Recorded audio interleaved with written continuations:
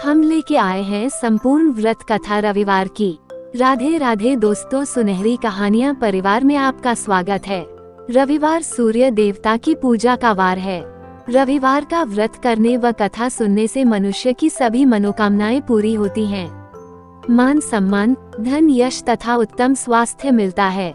रविवार व्रत पूजन विधि। सूर्य का व्रत 1 वर्ष या 30 रविवारों तक अथवा 12 रविवारों तक करना चाहिए। रविवार को सूर्योदय से पूर्व बिस्तर से उठकर शौच व स्नान आदि से निवृत्त होकर स्वच्छ लाल रंग के वस्त्र पहने। तत्पश्चात घर के ही किसी पवित्र स्थान पर भगवान सूर्य की स्वर्ण निर्मित मूर्ति या चित्र स्थापित करें। इसके बाद विधि विधान से गंध पुष्पादि से भगवान सूर्य का पूजन करें। पूजन के बाद व्रत कथा सुने। व्रत कथा सुनने के बाद आरती करें। तत्पश्चात सूर्य भगवान का स्मरण करते हुए ओम ह्रीं ह्रौं सा सूर्याय नमः इस मंत्र का 12 या 5 अथवा 3 माला जप करें। जप के बाद शुद्ध जल, रक्त, चंदन, अक्षत, लाल पुष्प और दूर्वा से सूर्य को अर्घ्य दें। सात्विक भोजन व फलाहार करें। भोजन में गेहूं की रोटी, दलिया, दूध, दही, घी और चीनी खाएं। रविवार के दिन नमक नहीं खाएं। पौराणिक कथा। प्राचीन काल में एक बुढ़िया रहती थी। वह नियमित रूप से रविवार का व्रत करती। रविवार के दिन सूर्योदय से पहले उठकर बुढ़िया स्नानादि से निवृत्त होकर आंगन को गोबर से लीपकर स्वच्छ करती। उसके बाद सूर्य भगवान की पूजा करते हुए रविवार व्रत कथा सुनकर सूर्य भगवान का भोग लगाकर दिन में एक समय भोजन करती। सूर्य भगवान की अनुकंपा से बुढ़िया को किसी प्रकार की चिंता एवं कष्ट नहीं था। धीरे धीरे उसका घर धन धान्य से भर रहा था। उस बुढ़िया को सुखी होते देख उसकी पड़ोसन उससे जलने लगी।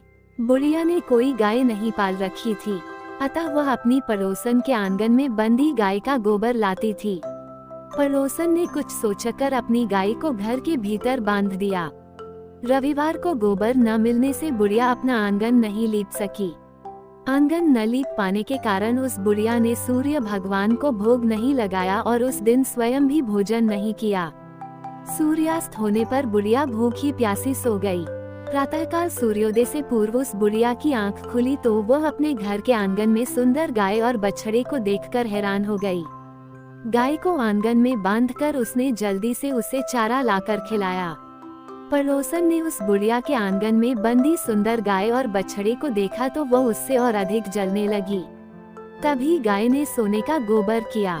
गोबर को देखते ही पड़ोसन की आंखें फट गईं। पड़ोसन ने उस बुढ़िया को आसपास न पाकर तुरंत उस गोबर को उठाया और अपने घर ले गई तथा अपनी गाय का गोबर वहां रख आई।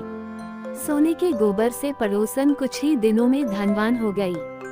गाय प्रतिदिन सूर्योदय से पूर्व सोने का गोबर किया करती थी और बुढ़िया के उठने के गई। गाय प्रतिदिन सूर्योदय से पूर्व सोने का गोबर किया करती थी और बुढ़िया के उठने के पहले पड़ोसन उस गोबर को उठाकर ले जाती थी। बहुत दिनों तक बुढ़िया को सोने के गोबर के बारे में कुछ पता ही नहीं चला। बुढ़िया पहले की तरह हर रविवार को भगवान सूर्यदेव का व्रत करती रही और कथा सुनती रही। लेकिन सूर्य भगवान को जब पड़ोसन की चालाकी का पता चला तो उन्होंने तेज आंधी चलाई। आंधी का प्रकोप देखकर बुढ़िया ने गाय को घर के भीतर बांध दिया। सुबह उठकर बुढ़िया ने सोने का गोबर देखा, उसे बहुत आश्चर्य हुआ। उस दिन के बाद बुढ़िया गाय को घर के भीतर बांधने लगी। सोने के गोबर से बुढ़िया कुछ ही दिन में बहुत धनी हो गई। उस बुढ़िया के धनी होने से पड़ोसन बुरी तरह जल भूनकर राख हो गई और उसने अपने पति को समझा बुझाकर उसे नगर के राजा के पास भेज दिया। सुंदर गाय को देखकर राजा बहुत खुश हुआ।